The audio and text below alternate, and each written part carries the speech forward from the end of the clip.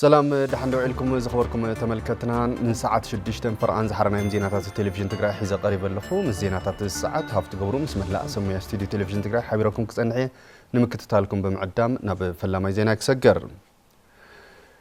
أزي بدم نصهان زتلك جونسايدر سرعة صلائي كلهم حزبتاتيو نزي مكيتنا كمن عوت دما ترطر يبلون كبلو حلفي بيرو قدايات كوميونيكيشن تقرأ دكتور أبراهام حاغوس قليصهم دكتور أبراهام نزيز بلو مزازمي وفري زبط نبيراو برست هزبا وعلا كتما مقالة نات سالة أبزل للأوان نمانجست تقراي وكيلوم أب زحلف وملختيوم أبلع لزب تقراي مسكح كحق فعتات بسيحنا أيو يخون مبر زرقنا أي برسني لنا تاريخنا بهلنا عقبنا أبدجن جنبارن وشتعدن نزركب تقراي حابيرو سال لازم مكته نزي قعقلت أمشيشو سراويتن مكيتو تاريخ صريحي لهم زي كل دما حالفو وعلى بريتوريا كفرمون تخايليوم يخون مبر زي أبكن دم تكبر جونسايدر ساعات بلصقنا حزبنا بسلاحتا كصنت بشم جيزاو ممحدار حزبنا كساقين تغيرو إيلوم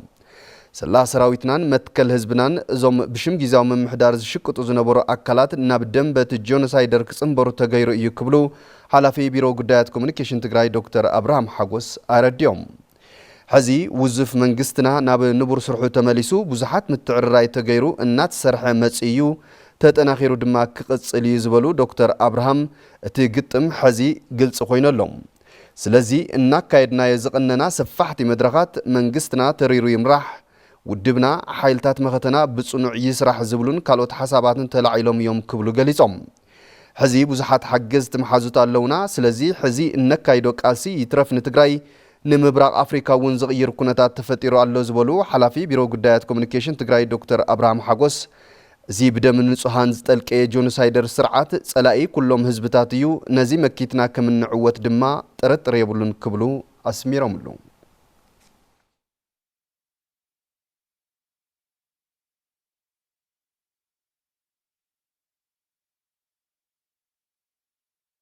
وانا اوديتر كلل تግራይ نزبلص اوديت حدشتي اودادباتات بمتتاو كمز سرح حلافي وانا اوديتر تግራይ ايته كبروم فسايه ገሊጾም ኣብ ትግራይ ነጻነትን ተሓታትነትን ዘለዎ ዳይነት ንክህሉ ይስራሕ ከም ዘሎ ፕሬዚደንት ላዕለዋይ ቤት ፍርዲ ትግራይ አይተ መንግስቱ ተክላይ አፍሊጦም ሻድሻይ ዘመን መበል ሻውዓይ ስሩዕ ጉባኤ ቤት ምኽሪ ብሔራዊ ክልላዊ መንግስቲ ትግራይ ጸብጻበ ቤት ዕዮ ኦዲትን ላዕለዋይ ቤት ፍርድን ገምጊሙ ገብረ እግዚአብሔር ገዳሙ ተወሳኺ ዘሎ ቤት ምኽሪ ብሔራዊ ክልላዊ መንግስቲ ትግራይ ጸብጻብ ኦዲትን በጀትን ትግራይ ዘተ ይኾይኑም ኣብቲ ጸብጻብ ድማ ኣብ 108 ኣብያተ ዕዮ ስሩዕን ፍሉይ ኦዲትን ከም ዝተኻየደን ብፍላይ ድማ ኣብ ምሕደራ ጥረ ገንዘብ ውዝፍቲ ኣካባቢ ሒሳብ ሕጊ ዘይተኸተለ ኣፈጻጽማ ክፍሊት ንፍጻም መምርሒ ዘይተኸተለ ዕድጊትን ዘይምዑር ምሕደራ ንብረትን ከም ዘሎም ሓላፊ ዋና ኦዲተር ትግራይ ኣይቶ ኮሮም ፍስሓየ ገሊጾም እዚ ስሩዕን ፍሉይ ኦዲትን ክነካይድ ከለና ብፍላይ ፍሉይ ኦዲት ዝተኻየደለን ኣብያተ ዕዮ حقاو حسابات محاور منجست تنقسقسا استغبر ايو يخون امبر اطاقما محدرون سفحت صقامات زنورو نوديت معري كيخون تغير استسرحي مخنياتو ابيات عيو ناي سراح صبصاب ريبورت زي يدالوا مخانن بولق حلفت المتحاورت تئزاز اسرارها بمطحاس استسرح مخانو مرداتا سندات بقليلو زي يركبن زي يتحازن مخانو ገንዘብ መንግስቲ ካብ መስርሕ ወጻኢ ዝተንቀሳቀሰ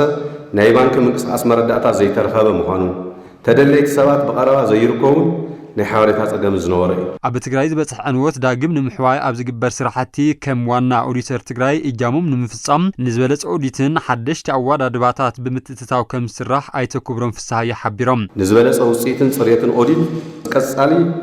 ኩነታት ትግራይ ዝጣዓም ሓደሽቲ ኣዋዳድባታትን ኣሰራርሓታትን ناوزو ملكة أكل بمقرابن ناوزو استخبار بيت مخرزي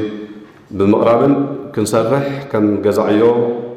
حيزنا ناوزو جزاز قرنا مهنا نما لخت ندلي عبالات بيت مخرج ما قبل علم الرداءات زيهم كاب ممرح وصاي خفلي زفص مخانم زي معرم حدرا قبل علم خطولو تكالات حتى نتكراجت حاتيتهم بتمساسالي بيت مخرج ابصاب العلواي بيت فرد تግራይ 2018 عامه مرز زتين تخون نتصبصاب زقربو بريزيدنت العلواي بيت فرد تግራይ ايتو منغست تخلاي تلمتات بموصا عقم مررحان فصمتن بمعواي سلوت ግልጋሎት ዳይነት كله كم استقبلن سرعات ዳይነት ንምሕያሽ كم تسرحن ገሊጾም ናይ ማንዋል አሰራርሓ ናብ ዲጂታል ንምቕያር ናተሰርሐሉ كم زركب زقلتو عيتم منقسم كم تقم دما واحد ديانو تقم قراب تخصصتن مساخرن سلوط قلقالو داينت كيهلو كم عنكفات يخونو مهلاو من ملاخيتهم حقن مرداتان راح مسألة بمقبار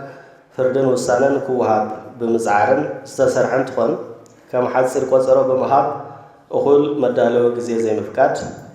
أو تمساسالوانين استفلالي وسانن مهاب بزو مساسلو قدلات زقلت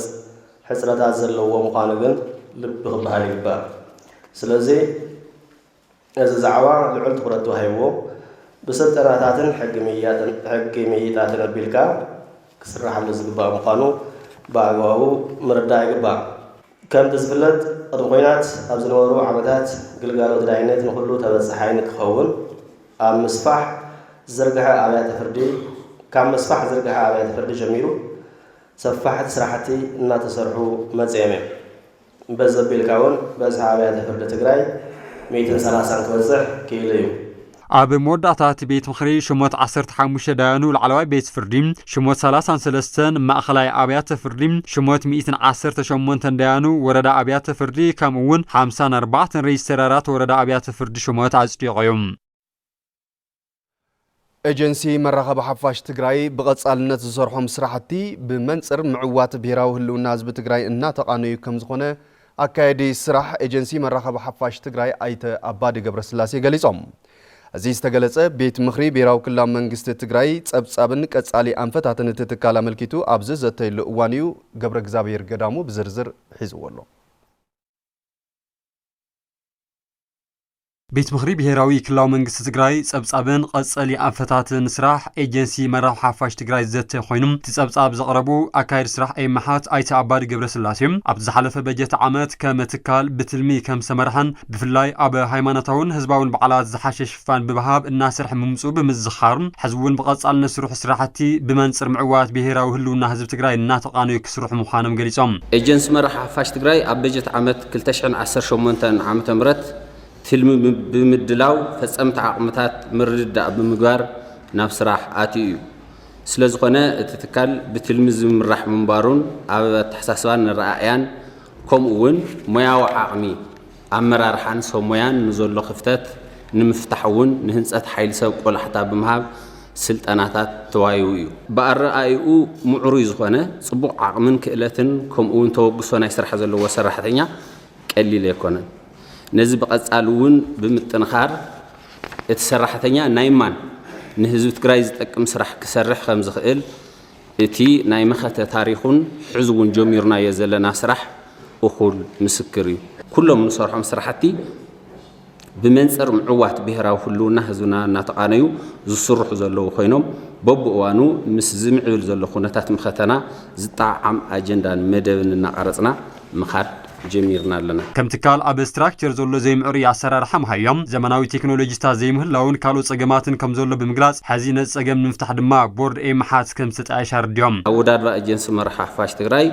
حزو النتي كم بيهر زلنا ناي ميديا عقمي نمشكام زخيل تكالاو شمن أوداد بان زيولو أولي علم قانو كابتي أوداد بان ازتقعد استراكتر مهايا سرحتنياتات دما نميديا زي متنن أفصاص مقدما بسيفل سيرفيس فيدرال زتبلاشون سرعت مسرت غيرو استسرحن سلازي كونه أف سرحتنياتاتنا طرعناتن قريتاتاتن زفطر زلو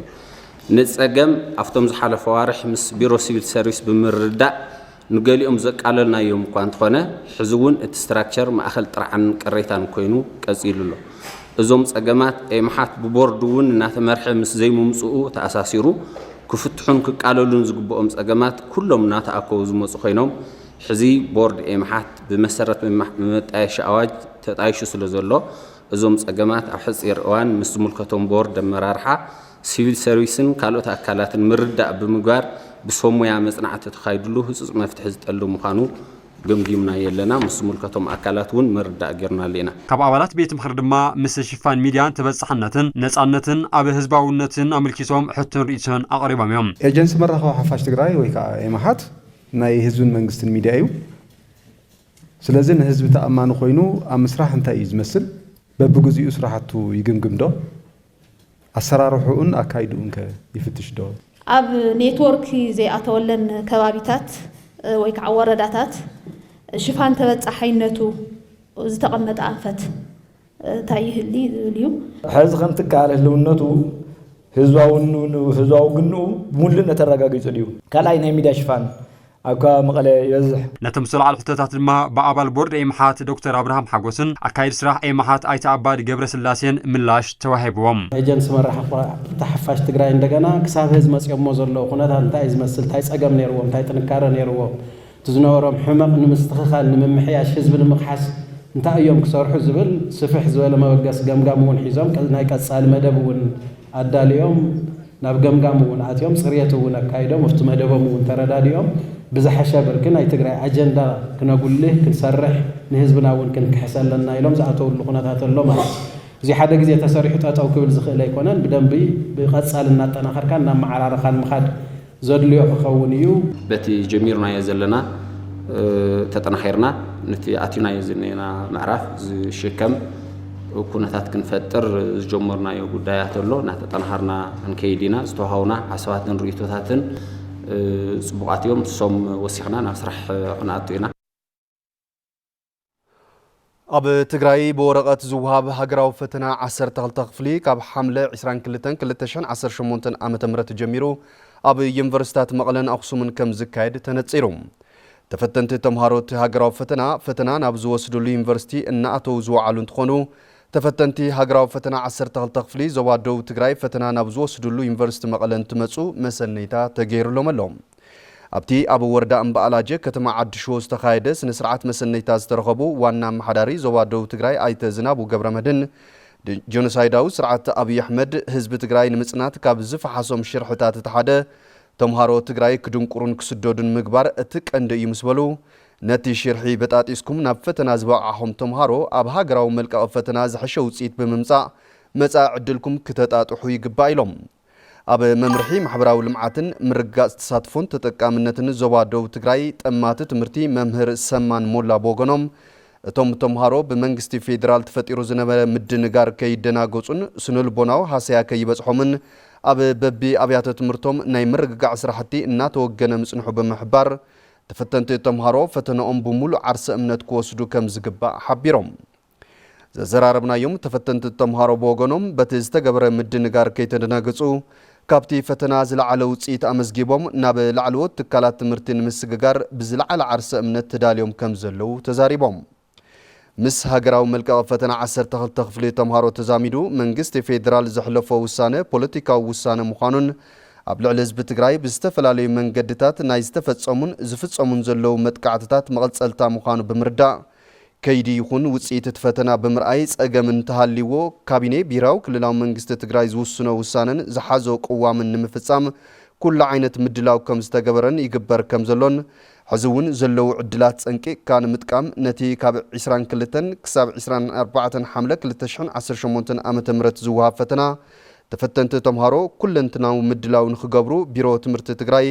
ናብ ኩለን ወረዳታትን ከተማታትን ትግራይ ኣብ ዝለኣኾ ደብዳቤ ከም ዘፍለጠ ዝዝከር እዩ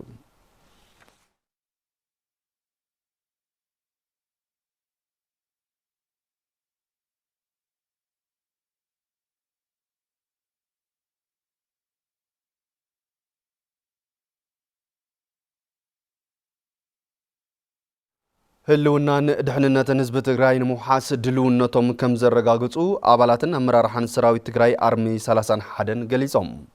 ህዝቢ ትግራይ ዘካይዶ ቃልሲ ህላወ ኣብ ዝሓፀረ እዋን ንክዕወት ደጀንን ግንባርን ብፍሉይ ክጠናኸር ከም ዝግባእ እውን እቶም ኣባላትን ኣመራርሓን ሰራዊት ትግራይ ኣተሓሳሲቦም ፍስሓ ጽዮን ገብረ ኣበዝጊ ተወሳኺ እዩ ዘሎ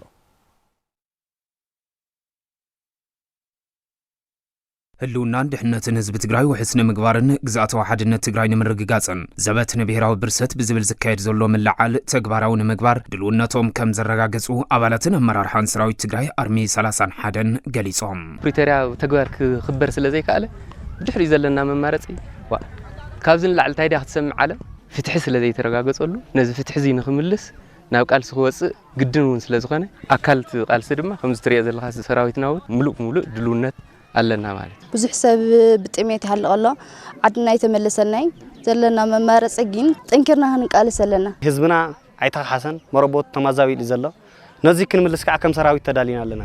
ሕጂ የቃልሰና ዶ ወይ የቃልሰና ልዕሊ ዓቐን የቃልሰና كم تجارو كم سراويت استوها والقدما بتبعت كم زفصم كعب على النتيه كاوزين لا الخال ايموت سلازي لا وصينا تقاليسنا مريتنا خنا ملسلنا بزبل افتو زوهاو سلطنان افتو زغوره سلطنان بوقع بزخونه سلطنا لا حدت مرت زوصحنا لمنجد يزل حزبن سراويتن تግራይ ምንተ ሰላም ብዙሕ ተዓጊሱ እዩ ሕዝውን ድሌት ሰላም መትከሊ ዝወሉ እቶም አመራርሓን አባላትን ሰራዊት ትግራይ ይኹን እምበር ጆኖሳይዳዊ ስርዓት አብይ አሕመድ ዝገብሮ ዘሎ ሽርሕ ጥፋት ንምዕጋት ንጹር መቃለስ ዕላማ ስለዘለና ሕድሪ ብጾትና ጽኒዕና ክንቃለስ ድልዋቲና ኢሎም ዘይተዛዝምዕና ክንዛዝም ከም ሰራዊት ልዕል ሓደር ኣለና ያው ናይ ስዋዕትና ሓደራውን ኣለና ቶም ጀጋንና ንትግራይ ኢሎም ስለዝቆሰሉ ስለዝተሰው ዓይኖም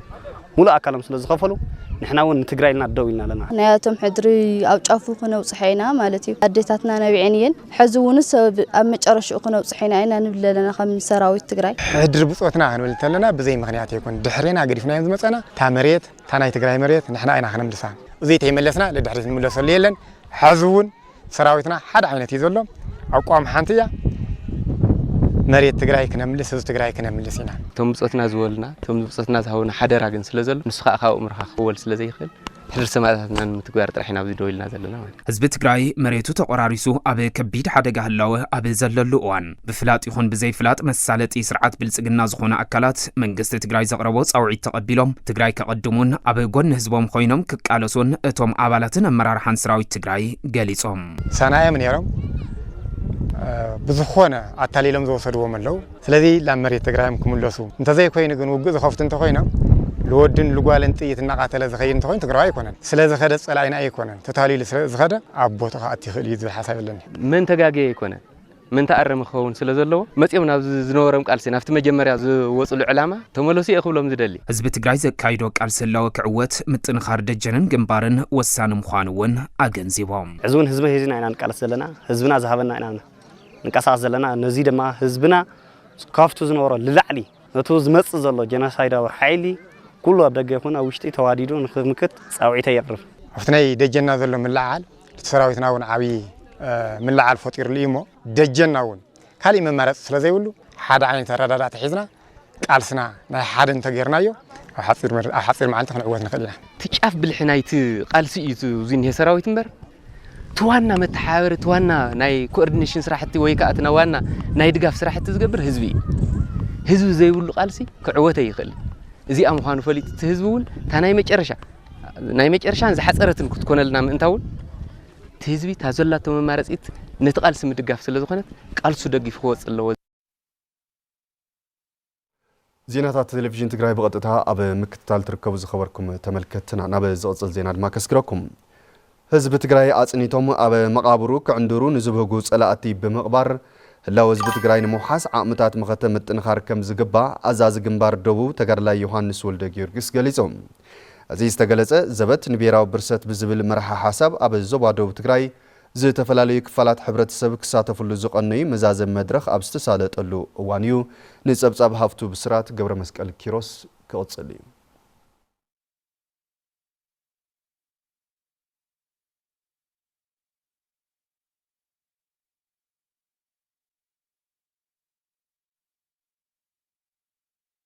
ኣብ ዞባ ደቡብ ትግራይ ኣብ ሰሙን ዝተፈላለዩ ክፋላት ሕብረተሰብ ዝተሳተፍሉ መድረኽ ዘበት ንብሔራዊ ብርሰት ክሳለጥ ቀኒ እዩ መዛዘም መኸተ ህዝባዊ መድረኽ ዞባ ደቡብ ትግራይ ምኽንያት ብምግባር ኣመራርሓ ዞባ ወረዳን ጣብያታትን እታ ዞባ ከምኡውን ኣመራርሓ ኣባላትን ሰራዊት ትግራይ ካልኦት ዝምልከቶም ኣካላትን ዝተሳተፍሉ መድረኽ ኣብ ከተማ ኣላማጣ ተሳሊጡ ኣዛዚ ግንባር ደቡብ ሰራዊት ትግራይ ተጋድላይ ዮሐንስ ወልደ ጊዮርጊስ ኣብቲ መዛዘም መድረኽ መኸተ ብምርካብ ኣብ ዝሕለፈ መልእኽቲ ንህዝቢ ትግራይ ኣጽኒቶም ኣብ መቃብሩ ክዕንድሩ ንዝብህጉ ሓይልታት ጽንተት ብምቕባር ህላውኡ ንምሓስ ኩሎም ዓቕምታት መኸተ ምጥንኻር ኣገዳሲ እዩ ኢሉ እንድሕር ተጋሩ ብምቕባር ኮይኑ ህልውነኦም ዘረጋግጽ መን ክህሉ መን ክቕበር መን ክህሉ መን ክጠፍእ መን ግዝኣት ከስፋሕፍሕ መን ዓዱ ክዝመት መን ህዝቡ ክፈናቐል እዩ መን ኣብ ዝተፈናቐሉ ናይ ተጋሩ ዓዱ መጽእ ክሰፍር احنا نقول لنا قدفنا زي تقدفنا انتم مسلنا بحيلنا نرجعز اب زوانا بتحجز له زبت لبهراو برست زبل سفحت فرحتي فرح له بزحات زي سرحنا يوم استرفناها اب زحات يوم حجه سرح ملنا كنت قوره ملنا ህዝብ ትግራይ ደላይ ኩናትን ዕግርግርን ከም ዘይኮነን ከብርስዎ ርእሶ ድኒኖም ክጎብጥዎን ክወርዎን ዝመፁ ሓይልታት ትምክሕቲ ግና እምቢ ንመግዛእቲ ብምባል ምንተ ክብሩን ህላውኡን መዋእሉ ዝተቃለሰን በዚ ድማ ነፃነቱ ዘረጋገፀ እዩ ዝበለ ተጋድላይ ዮሃንስ ወልደ ጊዮርጊስ ሕዚ እውን ከም ቀደሙ ጸላእቱ ንምንብርካኽ ኣብ ጎኒ ሰራዊቱ ክስለፍ ፀዊዑ ህልውናና ምርግጋፅ ጥራሕ ዘይኮነስ ኣብ ልዕልና ክበፅሕ ዝኽእል ክሳራታት እውን ዝቕንስ ሓደ እንተኮይና መሕሰቢና ካልኣይ እቲ ብልሒ ናይ መኸተና ተጠናኺርና ህዝቢ ከዓ ተቃሊስሉ ንኸረጋግፅ ተኮይኑ ትወዲም ካብቶም ውዳበታት ሓደ ተዛዓበየን ከዓ ሰራዊት ዋና መሓዳሪ ዞባ ደቡብ ትግራይ ኣይተ ዝናው ገብረመድህን ብወገኖም ሃለዋት ህዝቢ ትግራይ ንምውሓስን መሰል ዓርሰ ውሳንኡ ንምርጋፅን ተቃሊስካ ካብ ምዕዋት ወፃኢ መማረፅ ዘይብሉ ምዃኑ ተገንዚቡ ዓቕምታት መኸተ ብምጥንኻር ቃልሱ ክሕይል ይግባእ ይብሉ ላው ውግእ ከይንኣቲ ላው ኩናት ከይንኣቲ ኩሎም ነገራት ተዓፀነ ሕዚ ጸላኢ ካብ ነውዓሉ ተበግሶ ላው ወራር ከኣቲ ኣፍተና መጨረሻ ምዕራፍ በፅሕሎ ማለት እዩ ምግዳልና ድምንታይ እዩ ክንወስዶ ድለና መርገፂ እዚ ስርዓት እዚ ከም ስርዓት ከይጠፍአ ከይትደምሰሰ ድረጋገፅ ሃለዋት የብልናይ ታመእሰሪታ እዚኣ ታመእሰሪታ ስርዓት ብልፅግና ክድምሰስ ክጠፍእ ኣለዎ ማለት እዩ ተሳተፍቲ እቲ መድረኽ ብወገኖም ከም ህዝቢ ከጥፍኡና ተሃንዲዶም ይመፁን ዘለዉ ሓይልታት ፅንተት ብምምካት ህላዋና ንምውሓስ ሓድነትና ስጢምና ዝጀመርናዮ ዝተዋደደ ህዝባዊ ቃልሲ ኣጠናኺርና ክንቅፅለሉ ኢና ኢሎም ጸላእዚ ናይ ንሓዋርን ናይ መጨረሻ ንምጥፋእ ያው ዝግበር ዘሎ መኸተ ያው ምስ ህዝብና እውን ሙሉ መኺርና ኣለና ህዝብና ተመኺርና እውን ያው ሙሉ በደምደምታ እውን ዕሪፍሉ ህዝቢ ተቐቢልዎ ያው ስርዓት እዚ ዘይጠፍዩ ሃለዋትን ድሕነትን ህዝቢ ትግራይ ክረጋገፅ ይኽእልን ተመዛበልቲ ክምለሱ ኣይኽእልን ያው ተወይሩ ዘሎ መሬትና እውን ክምለስ ኣይኽእልን እንዲያም ክስካዕ ሕዚ ዘንጊዕኹም ዝብል እዩ ኣብቲ ህዝቢ ዝረኸብናዮ ክስካዕ ሕዚ ኩናት ብምንታይ ምንስ እዩ ልመፁ ኣሎ ተጋሩ ሃም ተጋሩ እንታይ ኣማልእና ንኸድብል ብሓፈሻ ኣብዛ ኣትኩርና ምስቲ ሕብረተሰብ ድማ ወኑ መኸተን ንምግባር ድልዋት ኮይና እቲ ሕብረተሰብ መረዳእ ምፍጣር እዩ ጆኖሳይድ ስርዓት ብልጽግና ካብቲ ዝሓለፈ ዝገበረና ጽንተት ዝፈጸመና ሃም ተጋሩ ክማራ ይኻለ ማለት እዩ ስለዚ ነዚ እንደገና ብሰላም ክድርድር ክገብር ስለዚ ይኻለ እዚ ስርዓት እዚ ኣማራጭ ዘለና እንደገና እቲ መንእሰይ ብዘለዎ ኣካል ተወዲኡ ነቲ ስርዓት ብልጽግና በቃ በሓጭሩ ሰላም ተደሊኻ ንጦርነት ተዳሎ እንዲ ዝበሃል ስለዚ ታይ መንእሰይና ብኩሉ ነገር ማለት ክዳል ኣለዎ ነቲ ስርዓት እስካ መጨረሻ እስካ ትግራይና ነፃ ኮይና ሰላም እስካ ትኮን ድረስ ክዳሎ ዝብል እምነት ዘለኒ ኣብ ሸሞንተ ወረዳታትን ከተማታትን ዞባ ደቡብ ምብራቕ ትግራይ ዝተኻየዱ መድረኻት ስርዓት ብልጽግና ክካይዶ ዝጸንሐን ዘሎን ጽንተት ተቓሊስካ ካብ ምውዳቕን ምስዓርን ወፃኢ መማረፂ ከም ዘየለ ኣብ መደምደምታ ዝተበፅሐሉ ውሳነ ምንባሩ ምምሕዳር እቲ ዞባ ኣፍሊጡ ገብረመድህን ተወልደ መድህን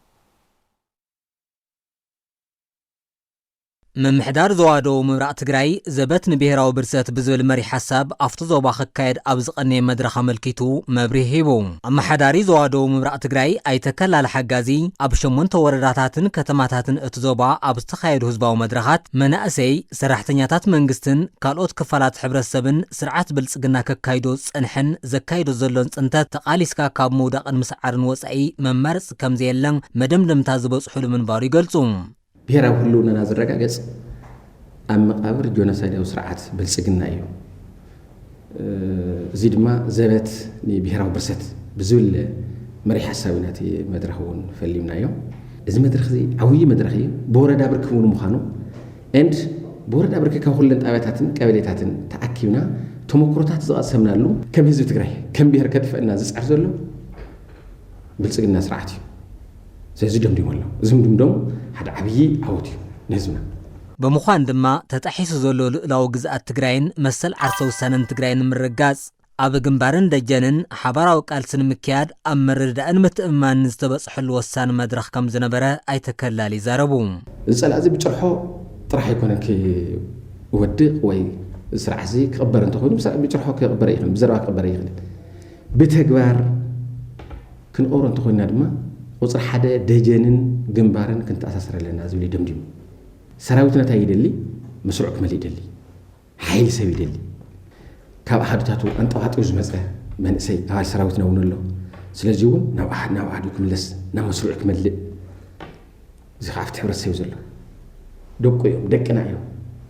ብክብሪ ዝተመለሱ ይኹኑ ኣንጠዋጢኡ ዝመፁ ይኹኑስ ደቅና እዮም ስለዚ ንሕና እውን እዚኣ መሰረት ጌርና እታ መስርዕ ሰራዊት ክመልእ ክንገብር ኣለና ኢሉ ዝደምደመሉ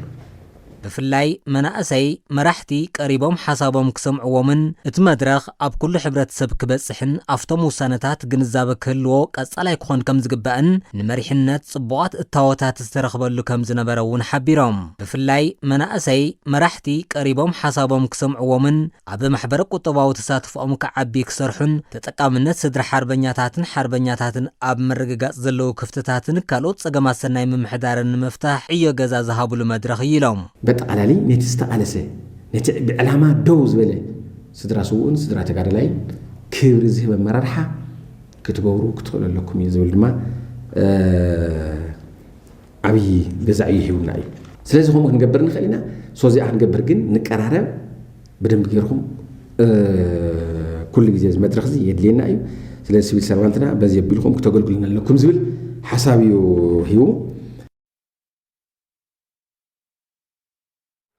ዩኒቨርሲቲ አክሱም ስርዓት ፍትሒ ክጠናኸርን ሰብአዊ መሰላት ክኽበሩን ምስ መዳርክቲ አካላት ተዋዲድካ ከም ዝሰርሕ ኣፍሊጦም እዚ ዝተገለጸ ኣብ ምጥንኻር ስርዓት ፍትሒ ሰብአዊ መሰላትን ምዕባይ ዓቕምን ዝጠመተ ስልጠና ንኣካላት ፍትሒ ኣብ ከተማ አክሱም ኣብ ዝተዋሃበሉ መድረኽ እዩ ተሳተፍቲ ስልጠና ብወገኖም ዩኒቨርሲቲ አክሱም ኣብ ዝተፈላለያ ከተማታት ማእኸላት ነፃ ደገፍ ሕጊ ብምጥያስ ዝሰርሖም ዘሎ ስራሕቲ ብማሕበረሰብ ናእዳ ይረክብ ከም ዘሎን ካብዚ ብዝበለጸ ስራሕቲ ፍትሒ ንምዝማንን ቴክኖሎጂ ንምጥቃምን ዝሕግዙ ስራሕቲ ምርምር ከካይድን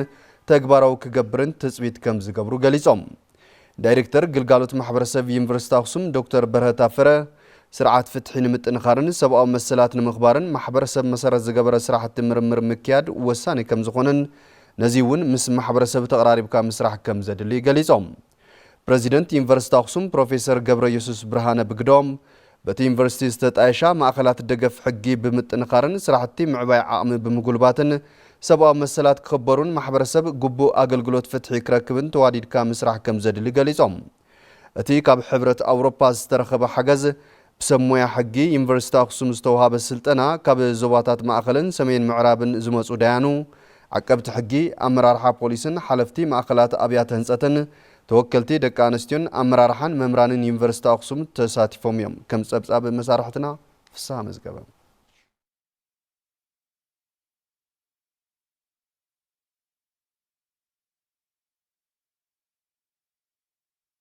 ዝኸበርኩም ተመልከትና ንሰዓት 6 ፍርኣን ዝሓረናዮም ዜናታት ቴሌቪዥን ትግራይ ዞም ክሳብ ሕዚ ዝተኸታተልኩሞም ይመስሉ ነይሮም ስለቲ ምክትታልኩም ክብረት ያብልና በብዘለኹሞ ብሩኽ መዓልቲ